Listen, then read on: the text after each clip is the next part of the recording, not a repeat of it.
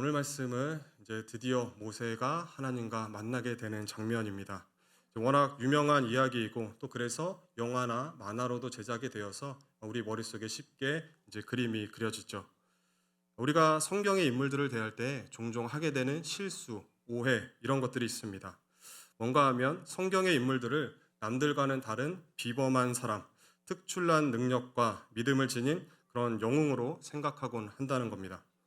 물론 존경받고 본받을 만한 믿음의 사람들이 분명하지만 그러나 그렇다고 해서 그들과 우리가 질적으로 다르다거나 그들과 우리 사이에 넘을 수 없는 간극이 존재한다고 생각하는 것은 우리가 성경을 잘못 보고 있는 것입니다.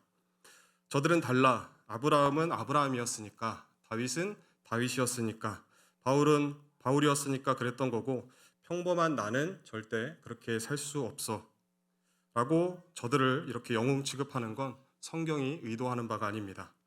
오히려 성경은 아브라함이 그랬다면 너희도 그리할 수 있고, 다윗이, 다니엘이, 바울이 그랬다면 너희도 얼마든지 그리할 수 있다. 그들도 실은 너희와 별다를 것 없는 연약하고 보잘것없는 한 인간에 지나지 않는다라고 말합니다. 그럼 그들이 지녔던 그 위대함은 어디서부터 비롯된 것인가? 성경은 이에 대해서 그들이 가진 개인적인 역량이나 탁월한 능력이 아니라 그들을 붙들어 사용하신 하나님으로부터 비롯되었다고 답하는 겁니다. 그래서 오늘 본문에 나오는 모세 역시 결론적으로 말씀을 드리자면 영웅적인 자질과 자격과 성품과 또는 환경과 조건을 갖춘 모세를 이제 하나님께서 필요에 의해서 이스라엘 백성들을 인도하기에 필요한 능력을 지닌 사람이라서 부르시는 것이 아니라 사실은 하나님은 아무것도 없고 늙고 연약하고 볼품없는 의지도 열정도 없는 모세를 부르셔서 이제부터 하나님의 사람으로 만들어 나가신다는 겁니다. 그 긴 이야기의 서두에 해당하는 오늘 말씀에서 하나님은 불은 붙었으나 타지 않는 떨기나무 그 가운데 모세를 부르십니다. 참으로 기이한 현상이죠. 떨기나무가 타지 않는다는 것은 그 위에 불이 붙어 있긴 한데 이제 원래 불이라는 것은 어떠한 것을 연료로 해서 그것을 태우면서 존재하는 것 아닙니까? 그런데 이 불은 떨기나무를 이제 떨기나무 위에 이제 붙어는 있으나 그 떨기나무를 태우지 않고 있다고 합니다. 2절 하반절에 보시면 그가 보니 떨기나무에 불이 붙었으나 그 떨기나무가 사라지지 아니하는지라 라고 해서 떨기나무를 연료로 태워서 존재하는 것이 아니라 지금 이 불은 스스로 존재하고 있는 것으로 그렇게 나타나고 있죠. 연료를 필요로 하지 않는 불, 그렇다는 것은 이 불은 꺼지지 않는 불이라는 것을 의미합니다. 그러면 하나님은 왜 이런 특이한 형상으로 모세에게 나타나신 걸까요? 그 이유는 모세의 열심과 하나님의 열심을 대비하여 보여주시기 위함이라고 할 수 있습니다. 모세는 현재 80입니다. 태어난 후 3개월 만에 강에 버려져서 죽을 위기에 처해 있었지만 다행히 애굽의 공주에 의해서 건짐을 받아서 40년 동안은 애굽의 왕자로 자라납니다. 그러다 어느 날 자기 민족을 괴롭히는 애굽 사람을 보고 분을 참지 못해서 살인을 저지르게 되죠. 그런데 아무도 모를 줄 알았던 이 일이 발각이 됩니다. 다음 날 이스라엘 사람들끼리 싸움이 나서 모세가 그들을 말리려고 하는데 그들이 모세에게 말하길 네가 뭔데 참견이냐? 우리도 말 안 들으면 어제 애굽 사람처럼 죽일 거냐? 결국 그의 살인은 바로 왕에게까지 알려지게 되고 모세는 하루아침에 왕자 신분에서 살인자가 되어 도망자 신세가 되고 맙니다. 자기 딴에는 다른 동족들을 위해서 열심을 낸 것이었는데 이런 자신의 열정, 열심에 대해서 하나님께서는 어떠한 응답도 도우심도 없었고 동족들도 이 모세를 받아들여주지 않습니다. 괜히 혈기 한번 잘못 부렸다가 애굽 편에도 끼지 못하고 이스라엘 편에도 끼지 못하는 비참한 낙동강 오리알 신세가 되고 말았죠. 결국 그는 미디안 광야로 도망을 나와서 40년을 보냅니다. 그러고 나서 이제 드디어 오늘 하나님께서 모세를 부르시는 겁니다. 그렇게 보면 이 떨기나무에 붙은 불, 스스로 타고 있는 불은 아마도 40년 전에 자기 뜻을 펼쳐보려다가 하루아침에 끝나고 말았던 모세의 자기 혈기, 자기의 노력, 자기의 의 이런 것과 대조하여 한 번도 꺼진 적 없었던 하나님의 그의 백성들을 향한 신실하심과 열심과 사랑을 보여주는 것이라고 할 수 있겠죠. 그래서 하나님은 떨기나무에서 모세에게 자신을 이렇게 소개하십니다. 6절에 보시면 나는 내 조상의 하나님이니 아브라함의 하나님, 이삭의 하나님, 야곱의 하나님이니라. 우리는 보통 이 하나님에 대한 표현을 별 대수롭지 않게 넘기곤 하는데 사실 이 말에는 굉장한 의미가 담겨 있습니다. 이 말씀은 여태껏 모세를 내버려 두시고 이스라엘 백성들이 고통받는 것을 그냥 내버려 두고 계시다가 이제 필요해서 이제 백성들의 머리 숫자도 많아지고 하니까 어디다 쓸모가 있겠다 싶어서 찾아오신 하나님이 아니라 나는 너희 이스라엘 민족이 있게 된 그 선조 때부터 아니 태초부터 존재해 오고 너희를 만들고 여지껏 너희와 함께 해온 너희의 하나님이라. 나는 오늘 너희를 있게 한 하나님, 너희의 아브라함의 하나님, 이삭의 하나님, 야곱의 하나님이라 라고 소개하는 것입니다. 굉장히 깊은 의미가 있는 하나님의 자기소개이시죠. 그러면 모세는 광야로 도망 나온 이후 40년을 어떻게 살았을까요? 힘들었겠죠.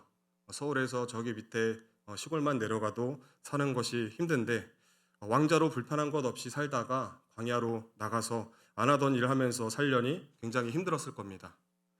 그렇다고 하나님께서 그를 찾아와 그 어떤 위로나 격려를 해주신 것도 아니고 또 오늘날 우리처럼 이렇게 교회에서 함께 성도들과 의지하며 지낼 수 있었던 것도 아니죠.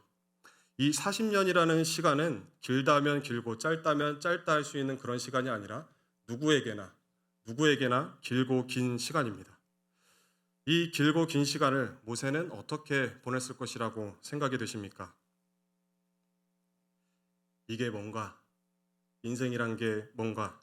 나는 누구고 하나님은 누구신가?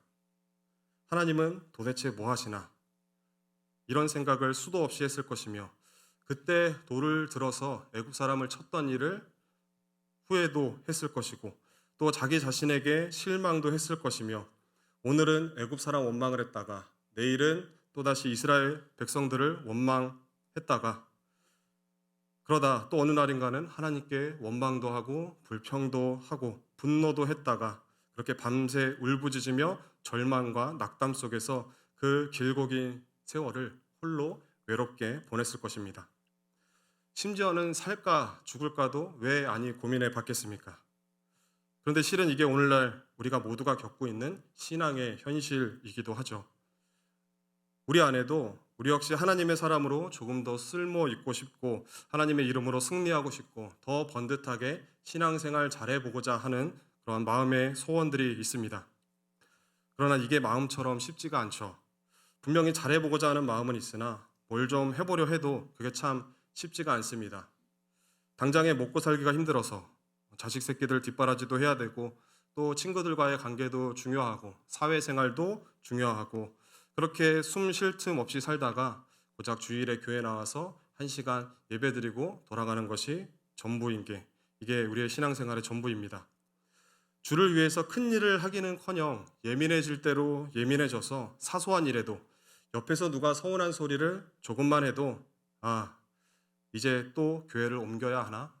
이렇게 쉽게 걸려 넘어질 만큼 우리는 마음의 여유도 없습니다. 내가 이딴 대접을 받느니 교회를 옮기고 말지. 그나마 이 정도는 양반이죠.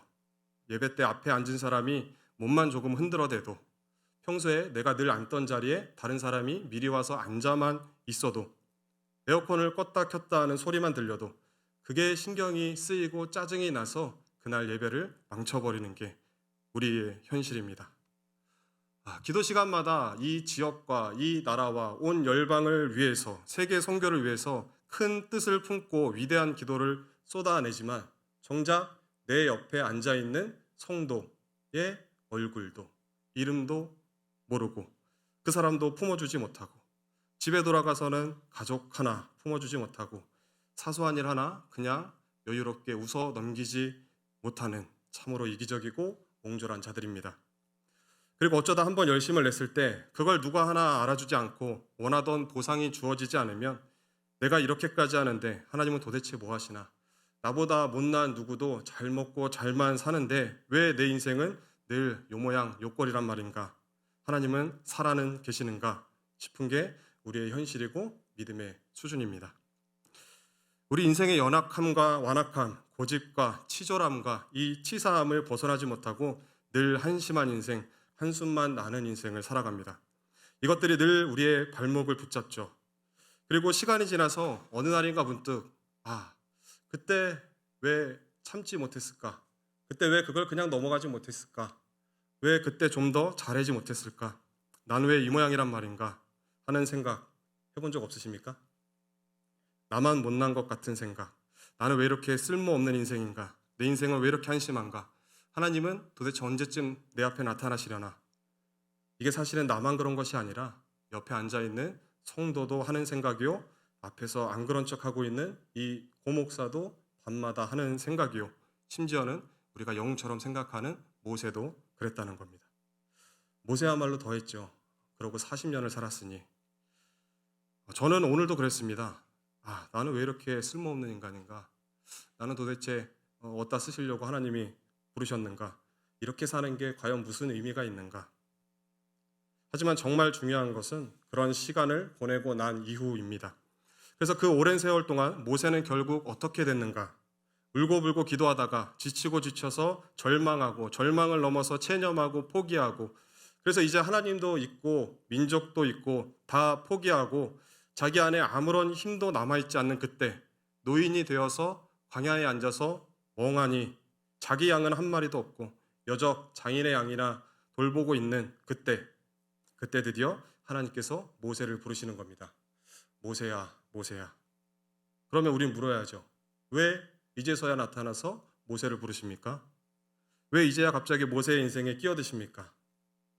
하나님께서 이제야 모세를 부르신다는 것은 지금까지 모세를 그냥 모른 채 놔두고 방치하고 계셨던 것이 아니라 잊고 있다가 갑자기 생각나서 부르신 것이 아니라 지금의 모세가 되기까지 하나님께서 그를 기다리고 계셨다는 것을 의미합니다.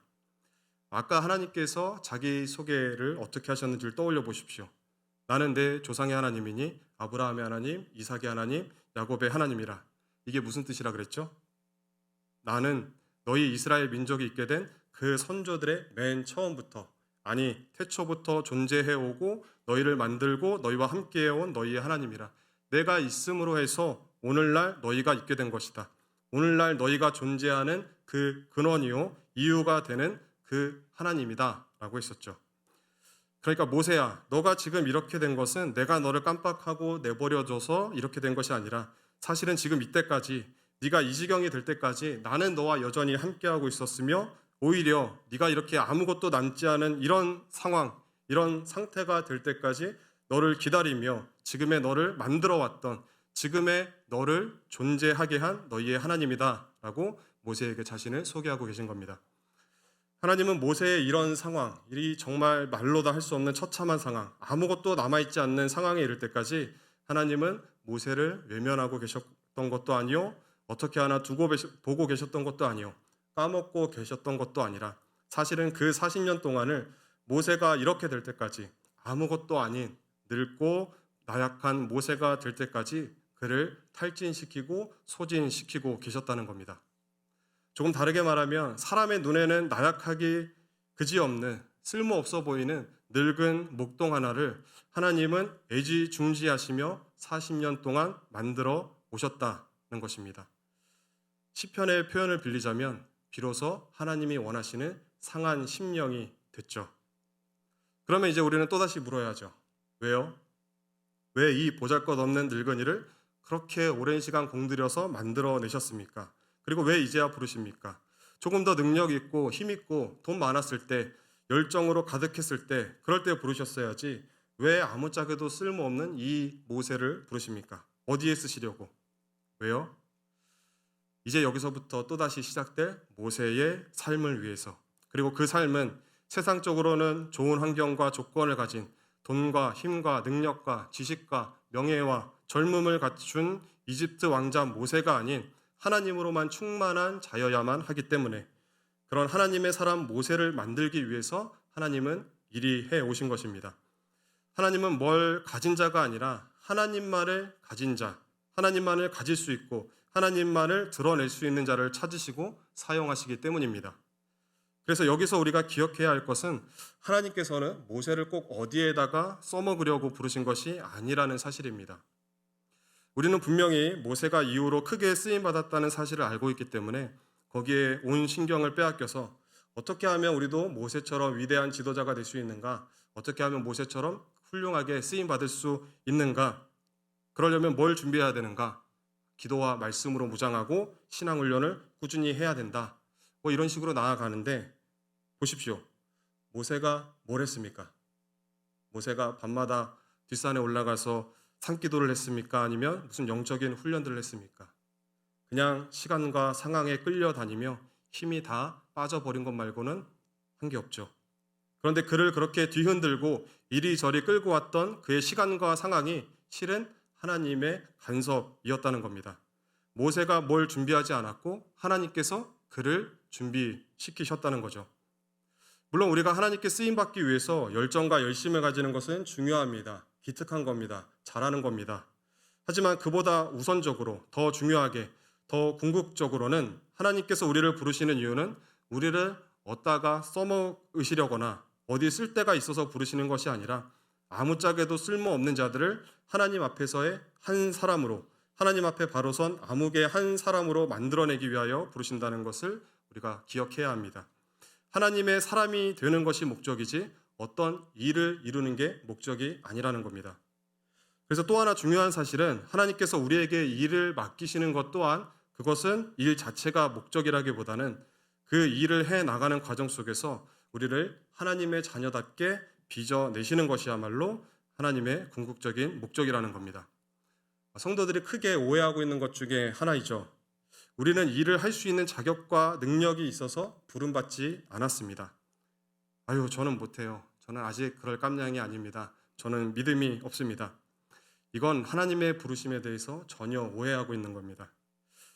여러분이 보시기에는 제가 목사할 놈처럼 보여서 여기 서 있는 것 같으십니까? 제 스스로 해볼만 하겠다 싶어서 여기 서 있는 것 같으십니까? 아니요. 하나님이 지금 제 마음을 여러분들 앞에서 다 까발려 보여주시면 제가 일주일 동안 살아왔던 삶을 여기서 비디오로 다 틀어놔 보여주시면 저는 여기 감히 못 있습니다. 오히려 자격 없는 거 알고 내가 못할 거 알고 내가 능력 없는 거 알기에 하나님이 일하실 거 믿고 감히 여기 서 있을 수 있는 겁니다. 하나님, 저는 못합니다. 제가 할 수 있는 일이라곤 죄 짓는 것밖에는 없습니다. 그러니 하나님께서 해주셔야만 합니다. 그래야 하나님이 일하십니다. 성도님들도 자격 없는 거 알고 못할 거 인정하시고 능력 없는 거 인정하시고 그러나 하나님께서 일하실 것을 믿고 그렇게 하나님의 은혜를 구하며 하나님 앞에 서십시오. 하나님은 여러분 보고 어떠한 일의 성과를 만들어내라고 하지 않습니다. 내가 일하겠다. 내가 너를 채우겠다. 내가 너를 쓰겠다. 내가 너를 반드시 고쳐내겠다. 그렇게 부르시는 겁니다. 그래야 하나님 앞에 납작 엎드릴 수 있고 그래야 하나님이 채우시는 은혜, 하나님이 일하시는 그 은혜를 경험할 수 있습니다. 그래서 오늘날 우리가 신앙을 가지고 있으면서도 내 힘으로 뭘 좀 해보려고 할 때마다 실수하고 실패하게 되고 어려움을 겪게 되는 것은 사실은 하나님의 인도하심 속에 있기 때문에 겪게 되는 일들이라고 할 수 있습니다. 왜요?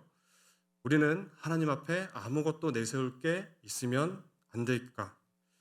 힘도 지식도 명예도 하나님 외에 내가 사랑하는 모든 것들을 그분 앞에 감히 가지고 나아갈 수 없기 때문입니다. 그래서 하나님은 우리도 모세와 같이 우리의 모든 것을 다 비우고 하나님만으로 충만한 하나님의 사람으로 만들기 위하여 때론 시련도 고난도 허락하시는 겁니다. 하나님이 우리를 신경 쓰지 않고 가만히 내버려 두셔서 우리의 인생에 늘 실패하고 고난이 있는 것이 아니라 우리를 사랑하시기 때문에 그래서 우리의 인생에 간섭하시기 때문에 우리를 당신의 자녀로 만들기 위하여 한시도 가만두고 계시지 않기 때문에 늘 실패도 하고 고난도 허락되는 겁니다. 다 비워내라. 더 비워내라. 아직도 멀었다. 눈에 힘 좀 더 빼라. 주먹 쥔 손 힘 풀어라. 그렇게 우리 모두는 하나님께서 모세를 간섭하시고 기르시고 완성하신 동일한 방법으로 동일한 능력으로 동일한 열심으로 간섭하고 인도하고 계시는 하나님의 자녀들인 겁니다. 그러나 우리는 늘 모세보다 못한 사람이라고만 생각하죠. 그건 아까도 잠시 언급했던 것처럼 하나님께서 모세를 당신의 자녀로 만들어 가시는 것보다 우리는 모세가 했던 일들과 그의 자리, 이스라엘 백성들의 지도자가 됐다는 사실에 우리의 모든 시선을 빼앗겨서 그렇습니다. 그러니까 우리는 하나님의 사람이 되는 것이 본질이고 중요한 것이라는 것까지는 알겠는데 동시에 우리는 여전히 욕심이 나는 겁니다. 하나님 앞에서뿐만 아니라 사람들 앞에서도 나도 뭔가 이름을 내세울 수 있을 만한 대단한 사람으로 인정받고 성과를 내고 싶은 욕심, 내 이름을 드러내고 싶은 욕심. 그런데 하나님은 그것마저도 다 비워내라 하시는 겁니다. 우리는 내 의, 내 힘, 내가 바라는 것들이 아니라 하나님으로만 가득 채워지기 위해서 선택받고 그래서 부름받은 그분의 자녀들입니다. 그러기 위해서 우리에게 혹시 우리의 마음을 채우고 내가 힘으로 삼고 있는 어떠한 것들이 있다면, 우리가 소망하고 있는 것들이 있다면 가장 먼저 그런 것들이 비워져야 한다고 오늘 말씀이 우리에게 말하고 있는 것입니다. 하나님은 바로 이 일을 모세에게 행하신 것입니다. 모세를 채우고 있던 것을 모조리 비워내는 일. 모세는 이 일에 도합 80년이 걸렸습니다. 그리고 드디어 하나님께서 됐다 하고 만나주시죠. 하나님을 만나고 싶으십니까? 하나님은 우리의 힘이 다 소진되기를 기다리고 계십니다.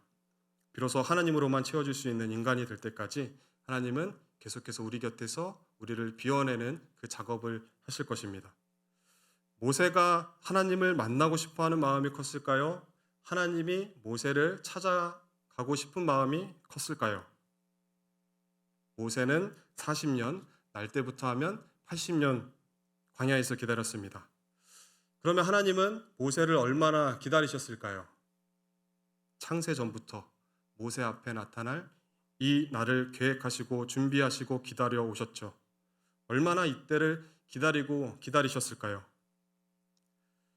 그러면 오늘 우리가 하나님 뵙기를 만나는 그 마음이 더 클까요? 아니면 하나님께서 우리를 만나고자 하시는 그 마음이 더 클까요? 성도님들 몇 년 사셨습니까? 감히 비교할 수 없죠. 오늘 우리보다 하나님을 향한 나의 이 간절함과 사모함, 오늘 나의 이 어둡고 답답한 현실 속에서 하나님의 구원을 간절히 바라고 있는 그 어떠한 마음보다도 우리를 향하신 하나님의 열심과 열정과 그분의 사랑이 훨씬 더 비교할 수 없이 크다는 사실을 기억하시고 그날을 기대하시고 사모하시기 바랍니다. 하나님께서는 지금 이 순간에도 우리 앞에 서실 그날을 고대하며 준비하고 계시고 그 나를 위해 내 인생 속에서 나를 위하여 일하고 계시며 나보다 더 그 날을 원하고 계십니다.